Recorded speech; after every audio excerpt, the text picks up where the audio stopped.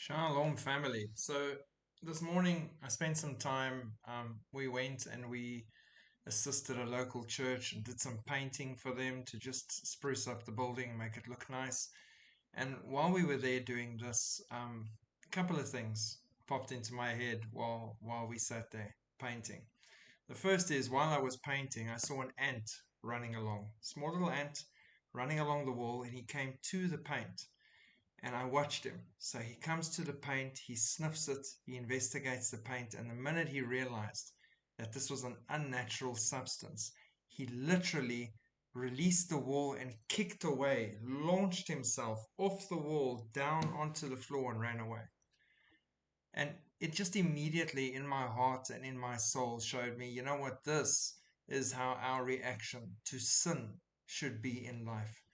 When you identify sin, when you see sin, when it rears its ugly head, when it comes to you appealingly or shiny or in any way that it does, when you encounter it, you should be like that ant. You should kick away and throw yourself completely in the opposite direction. That ant had no worry about its health or its safety as it fell down a good 30 centimeters to the floor and then fled in the opposite direction from this unnatural substance that should not be anywhere near its body. And that is how we should be. Because if you go to Ephesians 5 verse 25 to 27, it says, "For husbands, this means love your wives, just as Christ loved the church. He gave up his life for her, to make her holy and clean, washed by the cleansing of God's word. He did this to present her to himself as a glorious church without a spot or wrinkle or any other blemish." Are your robes white? Are you washing them? Are you cleansing yourself? Are you seeking areas in your life that you still need to submit to Lord? Are you still getting rid of sins that you're choosing to hold on to? Are you looking carefully? Because as much as I cleaned after painting, there's still spots and blemishes that I need to deal with later. And I look for them and I see them and then I work at them to get rid of them because they shouldn't be there.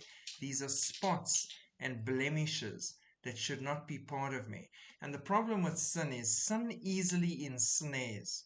People have a pet sin. It's not illegal according to the world. It's not something bad. It's not hurting anybody. No one has to know. And they're in a comfortable relationship with this sin, be it big or small. And so they continue. And that sin leaves a mark and then another mark. And then when you look again, it's on your clothes as well. I've got paint on my clothes today. And it's frustrating because now you can't get it out of your garments. Now it's a crisis. Is the garment ruined? And that is what we're talking about when we come to the point of without spot or blemish, cleanse, seeking purification, seeking to present ourselves to God clean and acceptable for that price that he paid for us in love. If we go to Hebrews 12 verse 1, it says, "Therefore we also, since we are surrounded by so great a cloud of witnesses, let us lay aside every weight and the sin which so easily ensnares us, and let us run with endurance the race that is set before us." And brothers and sisters, we are running. I am compelling you every day, let us run. We're almost at the finish line. We can see it. We can almost hear that angel finally figuring out the trumpet. We can see the end of the line. Run with endurance. Lay aside the sin which so easily ensnares us by making itself seem acceptable, not causing damage. No one has to know. This is the enemy trying to put spots and wrinkles and blemishes on you before you get to where you're going. Let us seek Jesus Christ and his acceptance. Let us live up to the sacrifice he made to save our souls. So that is the message I want to leave with you. Be like that ant.